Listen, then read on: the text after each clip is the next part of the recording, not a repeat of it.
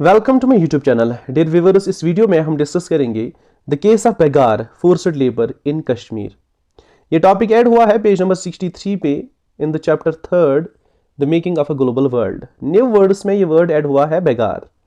Dear viewers, बेगार को हम समझने की कोशिश करते हैं। बेगार क्या है? बेगार है फोर्स्ड लेबर, यानी जोर जबरदस्ती किसी को ले जाएंगे और मजदूरी कराएंगे और उसको पैसे नहीं देंगे, विदाउट वेजेस।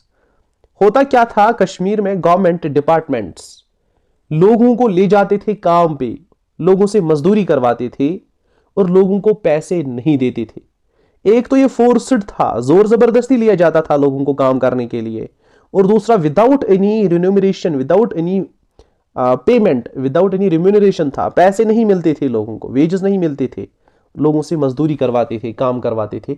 इसी को कहते हैं फोर्स्ड लेबर, या इसी को कश्मीर में कहते थे बेगार।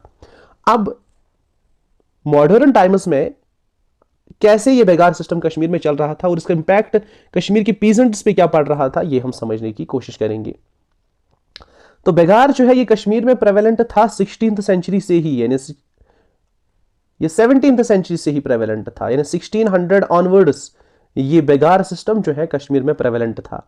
और कश्मीर में रेवेन्यू स्ट्रक्चर ऐसा था कि पटवारी से लेके वजीर वजारत तक, पटवारी से लेके वजीर वजारत तक, रेवेन्यू मिनिस्टर तक, सारे लोग जो है, यानी संतरी से लेके मंत्री तक, सारे लोग कश्मीर के पीजेंट्स को, कश्मीर के किसानों को बहुत लूटते थे, बहुत ही ज्यादा लूटते थे।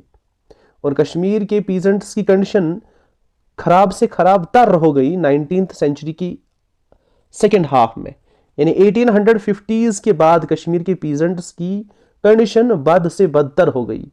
मसला क्या था? क्योंकि कश्मीर के लोगों के पास अब ऑक्युपेंसी राइट्स नहीं थे, क्योंकि कश्मीर को महाराजा गुलाब सिंह ने खरीदा था ब्रिटिश से। अब सारी जमीन जो है वो किसके नाम थी? महाराजा गुलाब सिंह के नाम थी, या डोगरा रूलर्स के नाम थी।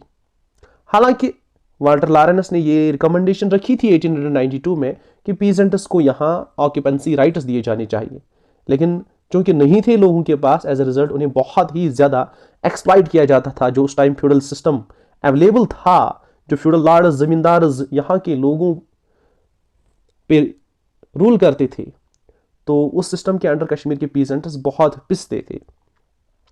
लैंड रेवेन्यू जो है वो कैश में भी दिया जाता था और काइंड में भी, नकद भी दिया जाता था, जिन्स भी दिया जाता था। लेकिन ये लैंड रेवेन्यू सिस्टम जो था, इस तरह ये लोगों को रेवेन्यू देना पड़ता था कि इसमें हर जगह चोरी ही चोरी होती थी। अब जो रेवेन्यू कलेक्ट करने वाले लोग थे वो रेवेन्यू हद से ज्यादा कलेक्ट करते थे और उसमें से ज्यादा हिस्सा खुद के पास रखते थे और कुछ हिस्सा गवर्नमेंट के पास सबमिट करते थे। स्कैंडलस था ये, इसमें बहुत घोटाला होता था, इसमें बहुत चोरियां होती थी। अब चूंकि एक पीसेंट को बहुत ज्यादा रेवेन्यू देना पड़ता था, वो मजबूर हो जाता था कि वो पैसा उधार ले, कर्ज ले। किन से? मनी लेंडर्स से, वडार्स से। वडार कौन होते थे? मनी लेंडर, जो सूद पे लोन देते थे इन पीजेंट्स को।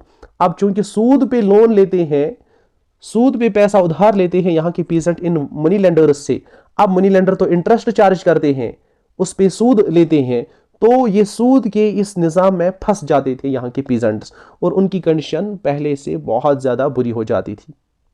अब ये जो प्रैक्टिस ऑफ बेगार सिस्टम है, ये तब हद से ज्यादा घटिया बनता था जब यहाँ के पीजेंट लेबरर्स को घरों से घसीट के निकाल लिया जाता था, घरों से ड्रैग किया जाता था और उन्हें मिलिट्री एक्सपेडिशंस में शामिल किया जाता था।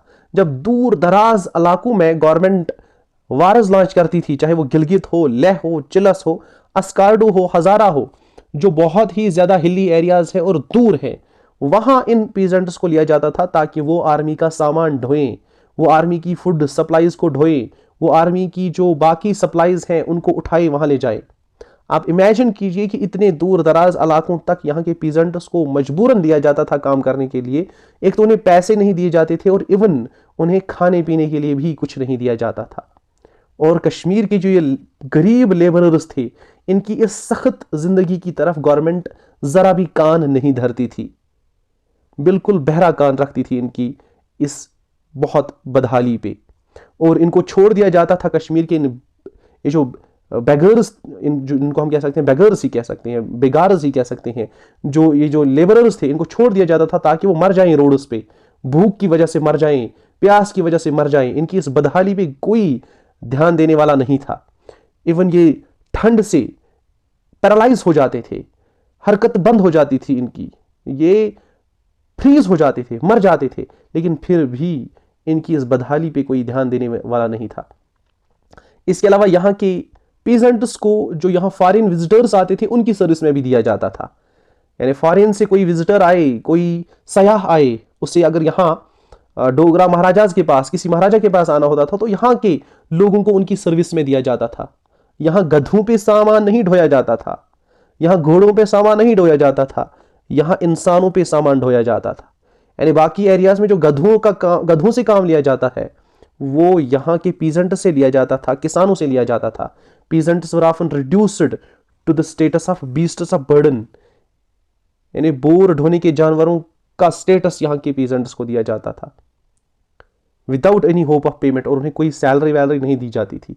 और यहाँ पे मैं एक बात ऐड करना चाहता हूँ, कुछ राइटर्स ने लिखा है कि कश्मीर के लोग एक लंबा सा फेरन पहनते हैं और उस फेरन में दोनों तरफ जेब होती है, फेरन में दोनों तरफ जेब होती है।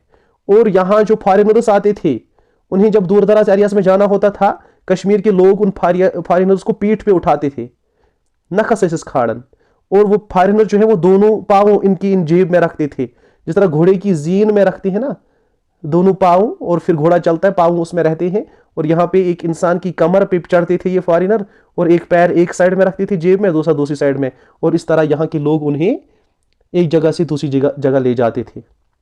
आप इमेजिन कीजिए कश्मीर के लोगों की, पीजेंट्स की जो कंडीशन है वो क्या रही होगी उस टाइम पे। तो ऐसा शायद ही कोई पीजेंट फैमिली हुई होगी उस टाइम पे जिन्होंने बेगार में कंट्रीब्यूट ना किया हो, जिन्हें बेगार पे ना लिया गया हो। और आजकल भी जब हम कहीं जाते हैं या बच्चे कहीं जाते हैं, घर में जब वापस आते हैं खेल कूद के, फिर उन्हें मॉम क्या कहती है, जना इस पे भगाए, ठीक है, तो जना इस पे भगाए मीन्स शायद जिस तरह उस टाइम पे मजबूरी हुआ करती थी लोगों की, और घर वालों को भी आर होती थी, फिर वाह ये बिचोरोस भगाए वही उस बात से।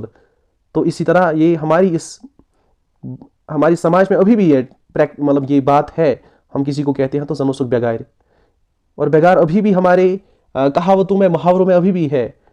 हम यहाँ पे कहते हैं अगर बेगार तैस गसुन सुली गैस गसुन, तो ये हम कहते हैं कि अगर बेगार पे भी जाना हो सवेरे जाना चाहिए। तो ये हमारी जो फोकलोर है उसमें भी मौजूद है अभी ये बेगार।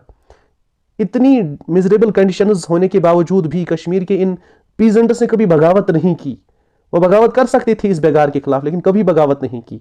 क्यों? क्योंकि अगर वो बेगार के खिलाफ आवाज उठाते तो उन्हें समझा जाता था कि ये एंटी स्टेट है, ये एंटी नेशनल है, और जब कोई एंटी नेशनल किसी को कहा गया उसके साथ बहुत ही बुरे तरीके से पेश आया जाता था, उसकी जबरदस्त दुर्घटना की जाती थी। एज अ रिजल्ट लोग डरते थे कि वो इस बेगार जैसे जुल्म के खिलाफ आवाज उठाएं। लेकिन लोग चुप नहीं रहे, बेगार के बारे में उन्होंने बात की।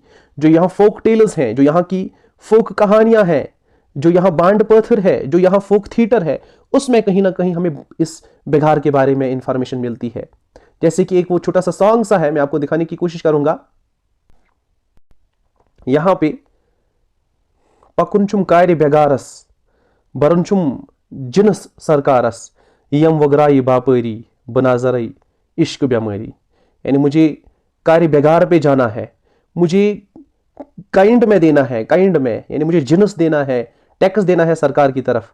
फिर मुझे जो व्यापारी है वो पैसा मांगने आएगा, इसलिए मैं जो इश्क की बीमारी है ये मैं बर्दाश्त नहीं कर सके। मैं क्या इश्क विश्क करूं, मुझे तो एक बेगारी पे जाना है, बेगार पे जाना है, मुझे टैक्स देना है गवर्नमेंट की तरफ, मुझे पैसा देना है, जो उधार में मैंने पैसा लिया था इन मनी लेंडर से, मुझे वो पे करना है सूद समेत।